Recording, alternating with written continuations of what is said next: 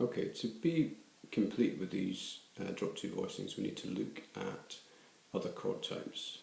So as well as major 7th, boom, boom, boom, boom, we need to look at dominant 7th, boom, boom, boom, boom, flattened 7th, and then minor 7th, which is a flattened 3rd, and minor 7th, flat 5, which has a flattened 5th as well. And we can look at those in a couple of different ways. We can look at them as chords in themselves, so just take that arrangement of close position and turn it into a drop 2, and then invert that, each chord tone move into the next chord tone.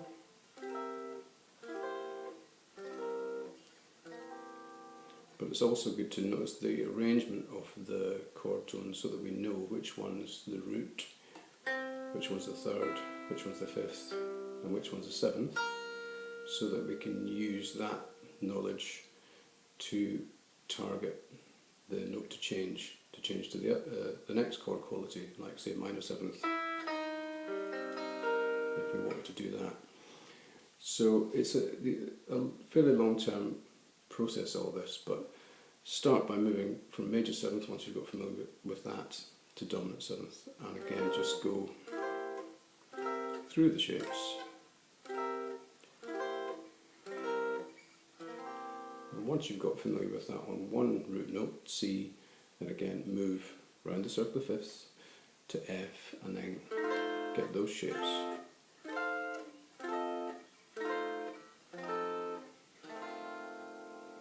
And then the next step there is then to move from one chord to another in one kind of place on the fingerboard.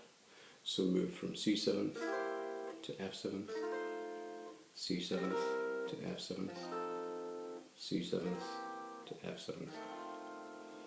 And then more than that, you can get more creative and just try and be flexible and say what else can I do to stretch and test my knowledge. You could go from dominant 7th to major 7th, carry on around the circle of fifths, B flat 7th to E flat major 7th, A flat to D flat major 7th, etc.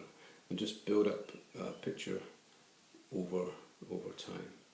So the other way of looking at this is relating one chord type to another. So if you look at the continuum from major 7th, then flatten the 7th, dominant 7th, flatten the 3rd, minor 7th, flatten the 5th, minor 7th, flat 5.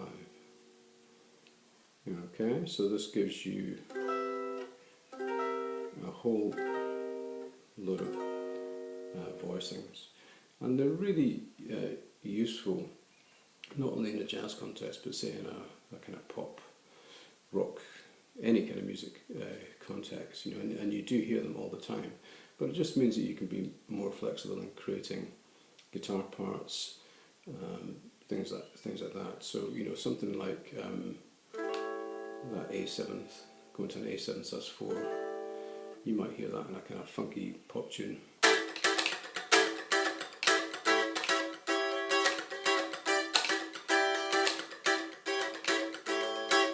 But if you know your voicings, you can play that in other places.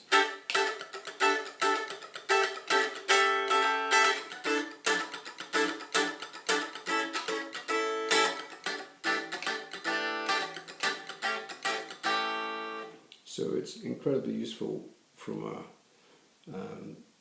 all kind of perspectives of whatever type of music you're playing. It just gives you more stuff to do, more possibilities, more creativity, more layering up of parts, having things in a different spectrum in the arrangement or in the mix. So take it slowly, learn one thing at a time really thoroughly.